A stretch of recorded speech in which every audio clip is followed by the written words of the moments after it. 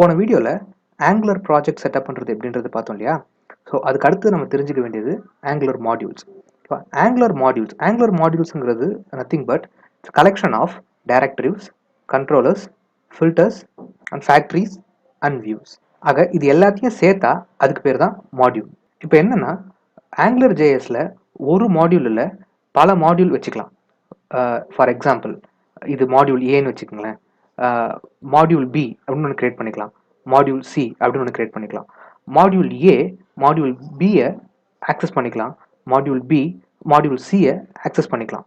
But overall angular ப்ராஜெக்ட்டுக்கு ஏதாவது ஒரு module தான் மெயின் மாடியூலாக இருக்க முடியும். இப்போ ஒரு மாடியூலை கிரியேட் பண்ணுறது எப்படி அப்படின்றத பார்ப்போம். நம்மளோட ப்ராஜெக்ட் செட்டப்பில் ஜேஎஸ்ன்ற ஃபோல்டருக்குள்ள app.jsன்னு ஒரு ஃபைல் கிரியேட் பண்ணியிருக்கோம். அந்த ஃபைலில் தான் நம்ம இப்போ மாடியூலை கிரியேட் பண்ண போகிறோம். ஸோ மாடியூல் கிரியேட் பண்ணுறதுக்கான சின்டெக்ஸ் என்ன அப்படின்னா ஆங்குலர் டாட் மாடியூல் அப்படிங்கிறது ஒரு ஃபங்க்ஷன். ஆங்குலர் டாட் மாடியூல்ங்கிறது ஒரு ஃபங்க்ஷன். நம்ம ஏற்கனவே ஆங்குலர் டாட் ஜேஎஸை இங்கே இன்ஜெக்ட் பண்ணியிருக்கிறதுனால, ஆல்ரெடி லோட் பண்ணியிருக்கிறதுனால இந்த இடத்துல ஆங்குலர் அப்படின்ற இந்த இந்த கிளாஸை நம்ம கால் பண்ண முடியும். ஸோ அதோட ஒரு மெத்தட் வந்து மாடியூல். இந்த மாடியூல்ன்ற ஃபங்க்ஷன் வந்து ரெண்டு பேராமீட்டர்ஸை கெட் பண்ணும். ஒன்று வந்து ஸ்ட்ரிங், இன்னொன்று வந்து அரே. ஓகேவா? இந்த ஸ்ட்ரிங் அப்படிங்கிறது மாடியூலோட நேம். ஓகேவா? ஸோ இந்த மாடியூலுக்கு நான் இப்போ ஒரு நேம் வைக்க போகிறேன். இந்த அரே அப்படிங்கிறது இந்த மாடியூல் கூட எந்தெந்த மாதிரியான மாடியூல்ஸ்லாம் இன்ஜெக்ட் பண்ணணும், அதாவது இந்த மாடியூல் கூட எந்த மாடியூல், இப்போ நம்ம ஏற்கனவே பார்த்த மாதிரி மாடியூல் ஏ வந்து மாடியூல் பியை ஆக்சஸ் பண்ணணும் அப்படின்னா இது மாடியூல் ஏனா இந்த இடத்துல மாடியூல் பி அப்படின்னு கொடுக்கும். ஸோ நம்ம ஃபியூச்சரில் நிறைய மாடியூல்ஸ் கிரியேட் பண்ணுவோம். இல்லாட்டி ஆல்ரெடி கிரியேட் பண்ண நிறைய மாடியூல்ஸ் இருக்குது இன்டர்நெட்டில் சில விஷயங்களை செய்யறதுக்கு. அதெல்லாம் டவுன்லோட் பண்ணி எப்படி இது கூட இந்த மாடியூல் கூட ஆட் பண்ணுறது அப்படிங்கிறத நம்ம இதில் பார்ப்போம். ஓகேவா? ஸோ இந்த இந்த மாடியூலை கிரியேட் பண்ண பிறகு ஓவரால் இந்த மாடியூலை ஒரு வேரியபிள்குள்ளே ஸ்டோர் பண்ணிக்கிறேன். ஆப் அப்படின்ற ஒரு வேரியபிள்குள்ளே ஸ்டோர் பண்ணிக்கிறேன். ஸோ இதுக்கப்புறம் நம்ம எதை கிரியேட் பண்ணணும்னாலும் இந்த ஆப் அப்படிங்கிற இந்த வேரியபிளை வச்சு தான் கிரியேட் பண்ணுவோம். ஓகே, இப்போது இதுதான் மெயின் மாடியூல். நம்ம ஏற்கனவே நம்ம பார்த்த மாதிரி எது மெயின் மாடியூல் அப்படிங்கிறத நம்ம டிசைட் பண்ணணும். கரெக்டாக? ஸோ இதுதான் நம்மளோட மெயின் மாடியூல். அப்போது இதோட நேமை நம்ம app index.html ng app equals to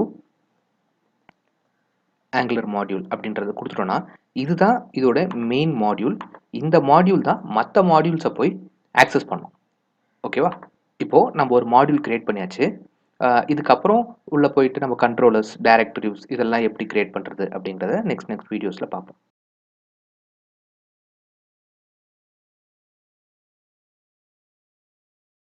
இன்னைக்கு நம்ம பார்க்க போகிறது டைரக்டிவ்.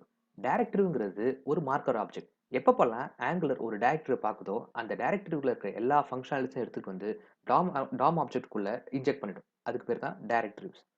ஃபார் எக்ஸாம்பிள், உங்களோட பேரை டேக் ஃபார்மேட்டில் என்டர் பண்ணிங்கன்னா இமீடியட்டாக உங்களோட வெப்சைட்டில் உங்களோட ஃபோட்டோ லோட் ஆனால் எவ்வளோ ஈஸியாக இருக்கும். ஒவ்வொரு வாட்டியும் நீங்கள் இமேஜ் டேக் போட்டு அதுக்கு ஒரு சோர்ஸ் போட்டு அதை நீங்கள் டைரக்டிவ்ஸை கிரியேட் பண்ணுறது எப்படி அப்படின்னு பார்க்குறதுக்கு முன்னாடி ஆங்குலர் ஒரு ப்ராஜெக்டை எப்படி கம்பைல் பண்ணுது அப்படின்றது தெரிஞ்சுக்கிட்டா தான் இந்த டைரக்டிவ்ஸ் எப்படி ஒர்க் ஆகுது அப்படிங்கிறத நம்மளால கிளியராக புரிஞ்சுக்க முடியும்.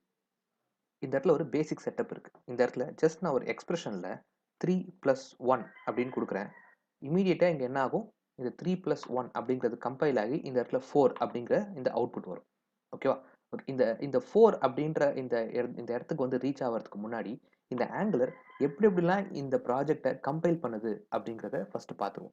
அதை நல்லா புரிஞ்சுக்கணும்னா இந்த இடத்துல நெட்வொர்க் ரிசோர்ஸ் ரைட் கிளிக் பண்ணி இன்ஸ்பெக்ட் எலமெண்ட்ல நெட்வொர்க் அப்படிங்கிற இந்த டேப்குள்ளே போனீங்கன்னா, டேப்குள்ளே போயிட்டு ஒரு வாட்டி நீங்கள் இந்த பேஜை ரெஃப்ரெஷ் பண்ணீங்கன்னா இத்தனை ரெக்வஸ்ட் பாஸ் ஆகுது. ஓகே, ஃபர்ஸ்ட் ரெக்வஸ்ட் என்ன அப்படின்னா இந்த HTML ஃபைல் அப்படியே லோட் ஆகுது. அதாவது இந்த 3+1 அப்படின்ற இந்த டெக்ஸ்டோட இந்த இடத்துல 4ன்றது வேலை ஜஸ்ட் 3+1 அப்படிங்கிற அந்த எக்ஸ்பிரஷனோட அடுத்தது bootstrap.min.js. ஓகே, ஸோ bootstrap.min.js இங்கே இருக்குது. ஸோ bootstrap லோட் ஆகுது.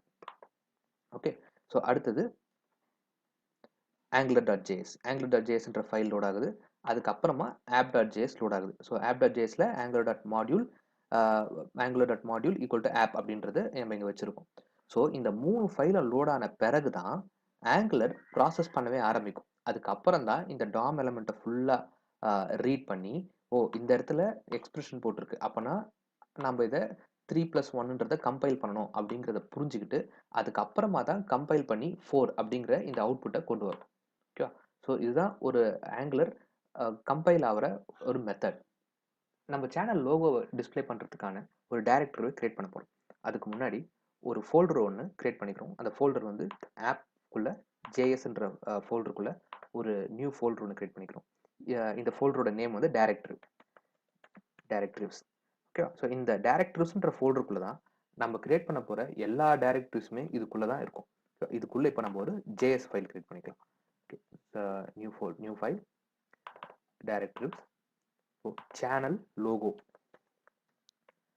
நம்மளோட டைரக்டிவோட நேம் என்னவோ அதே தான் இந்த ஃபைலோட நேமாகவும் இருக்கும். அப்போ தான் நிறைய டைரக்டிவ்ஸ் போகும்போது எந்த ஃபைல் அப்படின்றத ஈஸியாக ஐடென்டிஃபை பண்ணுறதுக்கு ஈஸியாக இருக்கும். ஓகேவா? .js. ஓகேவா? ஓகே, இப்போது இந்த ஜேஎஸ் ஃபைலை கிரியேட் பண்ணியாச்சு. இந்த ஜேஎஸ் ஃபைலை index.html இன்க்ளூட் பண்ணணும். அப்படி பண்ணுறது script src js directive /channel logo.js. ஓகேவா? ஸோ ஒரு ஃபைல் கிரியேட் பண்ணியாச்சு. அந்த ஃபைலை index.html லோட் பண்ணியாச்சு. இப்போ நம்ம டைரக்டரி கிரியேட் பண்ண ஆரம்பிக்கலாம். நம்ம ஏற்கனவே app.jsக்குள்ள ஆப்ன்ற வேரியபிளுக்குள்ள ஒரு ஆங்குலர் ஆப்ஜெக்டை நம்ம எடுத்து ஆல்ரெடி ஸ்டோர் பண்ணியிருக்கோம். எப்பவுமே app.js லோட் ஆன பிறகு தான் இந்த சேனல் லோகோன்ற ஃபைல் லோட் ஆக போகுது. அப்போது இந்த ஆப்ன்ற வேரியபிளை நம்ம இந்த இடத்துல யூஸ் பண்ணிக்கலாம். app.directory. ஸோ ஆங்குலரில் ஒரு டைரக்டரிவை கிரியேட் பண்ணோன்னா இதுதான் ஒரு சின்டெக்ஸ். ஆப்ன்ற வேரியபிளுக்குள்ள டைரக்டரின்ற இந்த ஃபங்க்ஷன் இருக்குது. இந்த ஃபங்க்ஷன் 2 பேராமீட்டரை கெட் பண்ணும். ஒன்று வந்து டைரக்டரியோட நேம், இன்னொன்று அதோடைய கால்பேக் ஃபங்க்ஷன். ஓகே, ஸோ இந்த நேம் ஃபர்ஸ்ட் இப்போ நேம் கொடுக்க போகிறோம் டைரக்டரிவுக்கு. இந்த நேம் எப்போவுமே கேமல் கேஸில் இருக்கணும். கேமல் கேஸ்னால் என்னென்னா, ஒரு டைரக்டரியோட நேம் 2 வேர்டாக இருக்குன்னா அதில் மொதல் வேர்ட் எல்லாமே ஸ்மால் லெட்டரில் இருக்கணும். செகண்ட் வேர்டோட ஸ்டார்டிங் லெட்டர் கேப்ஸில் இருக்கணும். மற்ற வேர்ட்ஸ் எல்லாமே ஸ்மால் இருக்கணும். ஃபார் எக்ஸாம்பிள், இப்போ நம்ம கிரியேட் பண்ண போகிற டைரக்டரியோட நேம் வந்து சேனல் லோகோ, CHANNEL. சேனல் அப்படிங்கிறது ஃபுல் ஸ்மால் வேர்ட், லோகோ அப்படிங்கிறது எல் மட்டும் கேபிட்டல், மற்ற எல்லா வேர்டும் ஸ்மால். ஸோ இதை ஆங்குலர் எப்படி புரிஞ்சுக்கும் அப்படின்னா, சேனல் -லோகோ எங்கெங்கெல்லாம் கேபிட்டல் லெட்டர் வருதோ அந்த இடத்துலலாம் ஒரு ஐஃபன் போட்டுட்டு அந்த கேபிட்டல் லெட்டரை ஸ்மால் லெட்டராக மாற்றிட்டு தான் இந்த ஆங்குலர் இது ப்ராசஸ் பண்ணும். டைரக்டரியோட கால்பேக் ஃபங்க்ஷன் எப்போவுமே ஏதாவது ஒரு வேல்யூவை ரிட்டர்ன் பண்ணணும். ரிட்டர்ன் பண்ணாமல் டைரக்டரி இருக்கக்கூடாது. ஸோ ரிட்டர்ன் பண்ணோன்னா ரிட்டர்ன் சம் வேல்யூ. இந்த வேல்யூ வந்து ஒரு ஆப்ஜெக்ட் ஃபார்மேட்டில் இருக்கணும். ஆப்ஜெக்ட்னா என்னது? நம்ம ஏற்கனவே பார்த்த மாதிரி கீ வேல்யூ பேஸ். ஓகே, இதில் ஃபர்ஸ்ட் கீ வந்து ரெஸ்ட்ரிக்ட். ரெஸ்ட்ரிக்ட் அப்படின்னா என்னன்னா, இந்த டைரக்டரின்றது HTML எலமெண்ட்டாக இருக்கணுமா இல்லை ஆட்ரிபியூட்டாக இருக்கணுமா அப்படிங்கிறத டிசைட் பண்ணுறது. ஸோ இதில் input type equal to text, name equal to user name. இதில் இன்புட்டுங்கிறது எலமெண்ட், டைப் அண்ட் நேம் அப்படிங்கிறது ஆட்ரிபியூட். ஸோ ஒரு டைரக்டரிவ் எலமெண்ட்டாக டிக்ளேர் பண்ண போகிறோமா இல்லை ஆட்ரிபியூட்டாக டிக்ளேர் பண்ண போகிறோமா இல்லை எலமெண்ட் அண்ட் ஆட்ரிபியூட் ரெண்டுமே சேர்த்து டிக்ளேர் பண்ண போகிறோமா அப்படிங்கிறத டிசைட் பண்ணுறது தான் ரெஸ்ட்ரிக்ட். ஸோ இங்கே ரெஸ்ட்ரிக்டில் கோலனில் இ அண்ட் ஏ. ஈனா எலமெண்ட், ஏனா ஆட்ரிபியூட். அதாவது ஈன்றது எலமெண்ட், எலமெண்ட்ன்றது இன்புட் அப்படின்னு, அதாவது ஒரு டிவ் அப்படிங்கிறது எலமெண்ட், இன்புட் அப்படிங்கிறது எலமெண்ட். ஓகேவா? ஸோ ஒரு எல்ஐ யூஎல் அப்படின்ற அந்த டேக்குள்ளே வர்றது எல்லாமே எலமெண்ட். ஆட்ரிபியூட்டுங்கிறது ஐடி, கிளாஸ், ஸ்டைல், இது எல்லாமே ஆட்ரிபியூட்.